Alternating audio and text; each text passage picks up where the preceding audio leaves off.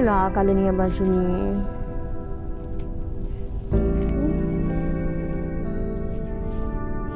Yang ni pun sama, tak ada. Yang matching lah dengan baju.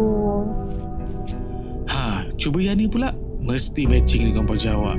Saya pilih khas untuk awak tahu. Awak ni selalu ada surprise tau. Sayang, cantik colour ni. Yang ni bawa matching dengan baju saya. Sayang, terima kasih. Cantik. Terima kasih awak. Cantik sangat colour ni. Warna pun sepadan dengan baju.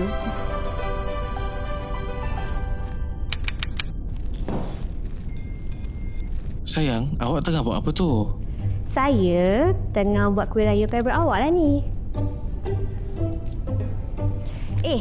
Awak ni kan, jangan kacau saya boleh tak? Suka kacau orang. Saya ni banyak benda lagi tahu nak buat time raya ni.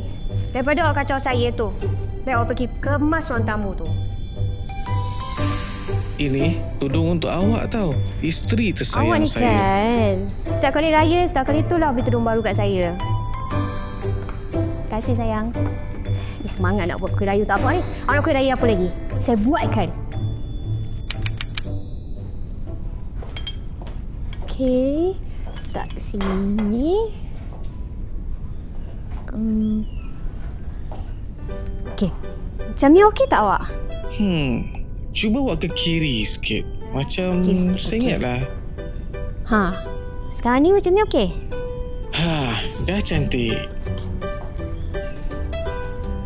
Okey. Cantik. Perfect kan? Perfect. Sama macam awak. By the way, ini tudung untuk awak pakai raya nanti. Awak ni. Wah, cantik tudung ni awak. Terima kasih sayang. Mesti saya cantik nanti time raya kan? Cantik. Baju mana satu nak pakai nanti raya pertama ni? Awak janganlah stres. Cuba tudung yang saya pilih ni. Awak, saya tengah sibuk ni. Saya tak tahu nak pakai mana satu ni dulu. Please awak, saya nak sangat tengok awak cuba tudung ni. Awak sabar boleh? Bagi saya pilih baju dulu. Tak apa. Awak pakai baju apa pun, mesti cantik. Okeylah. Kalau awak nak sangat tengok saya pakai tudung tu, saya pakai.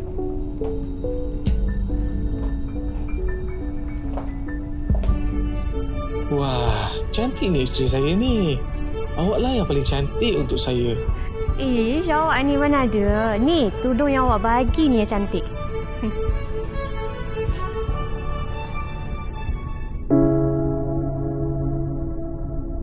Setiap helaian tudung yang saya pilih adalah cara saya untuk menunjukkan betapa saya mencintai awak. Tapi kali ini sedikit berbeza. Walaupun saya tiada untuk melihat betapa cantiknya awak, pakailah ia dengan mengetahui bahawa cinta saya akan sentiasa ada bersama dengan awak. Terus raikan raya, teruskan tersenyum dan teruslah menjadi wanita hebat yang saya cintai. Selamat Hari Raya buat isteriku yang tercinta.